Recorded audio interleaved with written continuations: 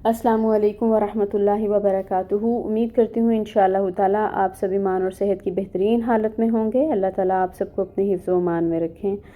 आज हम अपना नेक्स्ट मखरिज करने जा रहे हैं, दैट इज़ हरूफ लहातिया। हम पहले जो मखरिज पढ़ चुके उनमें हरूफ हवाइया को हमने पढ़ा जो पहला मखरिज था। फिर हमने हरूफ हल्की के अंदर जो 3 मखरिज आ रहे थे जिसमें अक्सउल हल्क था, फिर वस्तुल हल्क था और फिर अदनउल हल्क था, इन तीनों को पढ़ा। और आज हम जा रहे हैं जो है हरूफ लहातिया। हरूफ लहातिया जिनको हरूफ लहविया भी कहा जाता है, 2 हैं जिसमें क़ाफ है और काफ है। इनका नाम लहविया इसलिए है कि ये लहात से निकलते हैं, ठीक है। लहात जिसको उर्दू में कव्वा कहते हैं, वो जो गोश्त का टुकड़ा होता है जो हमारे गले के अंदर लटक रहा है उसको हम उर्दू में कव्वा कहते हैं।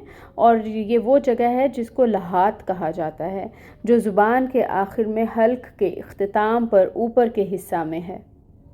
दोबारा डेफिनेशन आपको बताती हूँ कि इनका नाम लहविया इसलिए है कि ये लहात से निकलते हैं। लहात जिसको उर्दू में कौवा कहते हैं, ये गोश्त का एक टुकड़ा है जो ज़ुबान के आखिर में हल्क के इख्तिताम पर ऊपर के हिस्सा में है, ठीक है। ये हमने हरूफ लहातिया इनको क्यों कहा जाता है, क़ाफ और काफ को, उसकी वजह जानी। अब हम देखते हैं कि ये जो 2 हरूफ आज हम पढ़ने जा रहे हैं इनको लसानी मखारिज भी बोला जाता है। अच्छा, अब इनको लसानी मखारिज क्यों बोलते हैं और लिसान क्या है? लिसान देखते हैं। लिसान अरबी ज़ुबान में ज़ुबान को कहते हैं। लिसान अरबी ज़ुबान में ज़ुबान को कहते हैं, ठीक है। ये आप कह लें लिसान अरबी में ज़ुबान को कहते हैं। लिसानी मखारिज ज़ुबान में 10 मखारिज पाए जाते हैं, ठीक है।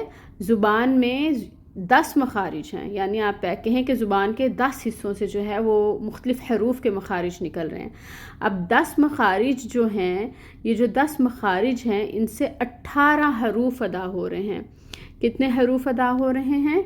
18 हरूफ, ठीक। 10 मखारिज और 18 हरूफ। तो यहाँ पे 10 मखरिज हैं, यानी ज़ुबान में 10 मखरिज हैं, 10 मखारिज हैं कह लें, जिनसे 18 हरूफ अदा हो रहे हैं, ठीक है।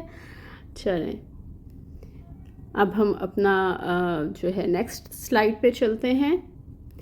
अब हम देखते हैं कि 2 मखारिज जिनको हम डिस्कस कर रहे हैं जो हरूफ लहातिया भी कहलाते हैं और लिसानी मखारिज भी कहलाते हैं, इनमें एक्चुअली डिफरेंस क्या है, ठीक है।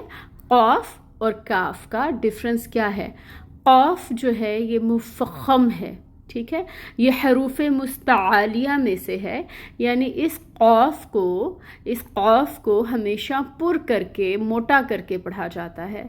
और जो ये काफ है, डंडे वाली काफ, ये मुरक़्क़क़ है, यानी कि ये हरूफ मुस्तफ़ला में से है जिनको बारीक अदा किया जाता है। हरूफ मुस्तफ़ला जो बारीकी से अदा होते हैं और हरूफ मुस्तआलिया जो मुफ़ख़म या मोटे अदा किए जाते हैं। क़ाफ की अदायगी किस तरह से होगी? देखें, अक्सउल लिसान है। लिसान हमने कहा कि ज़ुबान है और अक्सा है ज़ुबान का दूर वाला हिस्सा, तो अक्सउल लिसान से ये अदा होगा हर्फ क़ाफ। ज़ुबान की जड़ या पिछला हिस्सा, यानी जहाँ से हमारी ज़ुबान शुरू हो रही है वो अक्सउल लिसान है, ठीक है। अब ज़ुबान की जड़ और लहात के मुकाबिल तालु से, यानी कि जो ज़ुबान का पिछला हिस्सा है ना, जो उसकी जड़ है और उस जड़ के ऊपर लहात है, यानी गोश्त का वो टुकड़ा है कौवा जिसको हम कहते हैं, तो उसके ऊपर जो तालु है ना, वहाँ से ये हर्फ निकलता है क़ाफ।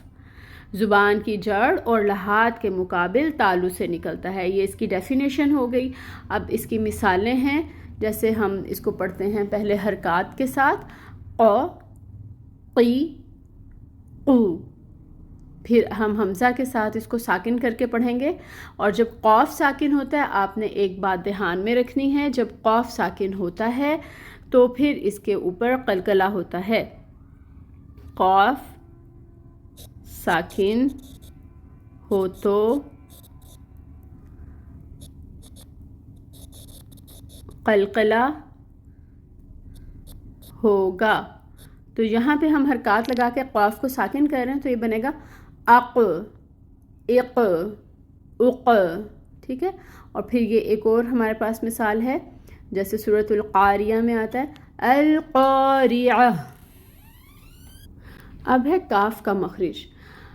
کاف کے مخرج کو دیکھ لیتے ہیں کہ زبان کی جڑ اور لحات یعنی کوے سے متصل جو سخت تالو ہے اس سے کاف ادا ہوتا ہے. جو قاف تھا نا، نقطوں والی قاف، وہ بھی جڑ سے اور لحات سے ہی ادا ہو رہا تھا، لیکن وہاں پہ ہمارا نرم تالو تھا، ٹھیک ہے.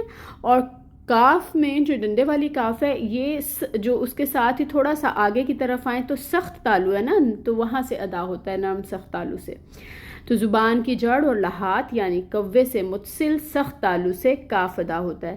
قاف جو ہے وہ نقطوں والی جو قاف ہے وہ بالکل پیچھے سے، اور جو کاف ہے یہ تھوڑا سا آگے سے ادا ہوتا ہے، ٹھیک ہے. امید کرتی ہوں آپ کو یہ ڈفرینس سمجھ آیا ہوگا. تھوڑا سا بالکل ڈفرینس ہے قاف اور کاف کے مخرج میں، اس کو آپ نے اچھے سے سمجھ لینا ہے. کاف کی ایگزامپلس دیکھ لیتے ہیں. پہلے حرکات کے ساتھ دیکھتے ہیں. اس کو باریکی سے ادا کرنا ہے، جیسے یہ حروف مستفلا میں سے ہے، باریک حرف ہے. تو کا، کی، کو، کا، کی، کو، ٹھیک ہے. پھر اب اگر ہم حمزہ کو متحرک کر دیں اور کاف کو ساکن کر دیں تو پھر پڑھیں گے. اچھا، یہاں پہ بھی آپ نے ایک بات یاد رکھنی ہے کہ اس کی جو صفت ہے کاف کی صفت، جو آپ دیکھیں گے کہ ساکن حالت میں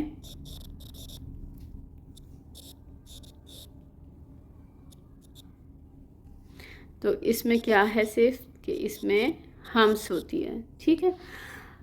میں نے آپ سے یہ بات کی کہ کاف کو جب ساکن کریں گے، کہیں پہ بھی جب کاف ساکن ہوگا تو اس میں اس کی صفت ہے کہ وہ ہمس پائی جاتی ہے. اب ہم نے حمزہ کو متحرک کر دیا اور کاف ساکن ہے. آپ اب دیکھیے گا کہ صفت جو ہے یہ کس طرح آپ کو سنے گی، یا ہمس ہم نے کس طرح سے ادا کرنی ہے، ٹھیک ہے. ساکن حالت میں یہاں پہ کاف ساکن ہے تینوں حالتوں میں، اک، اک، اک، ٹھیک ہے. اک، اک، اک، اس طرح سے کاف کے اینڈ پہ یہ کھ کی ساؤنڈ آئے گی. اور اب یہاں پہ دیکھ لیتے ہیں ایک اور ایگزامپل، کاریہون. دیکھیں کا، اس کو ہم بالکل باریکی سے ادا کریں، کاریہون، کاریہون، کاریہون. امید کرتی ہوں انشاءاللہ تعالیٰ آپ کو یہ سمجھ آیا ہوگا. اللہ تعالیٰ آپ کا سیکھنا اور میرا سکھانا اپنی بارگاہ الہی میں قبول فرمائیں. اس کے ساتھ ہی اجازت چاہتی ہوں. سبحانک اللہم و بحمدک، اشہد ان لا الہ الا انت، استغفرک و اتوب الیک. السلام علیکم ورحمۃ اللہ وبرکاتہ.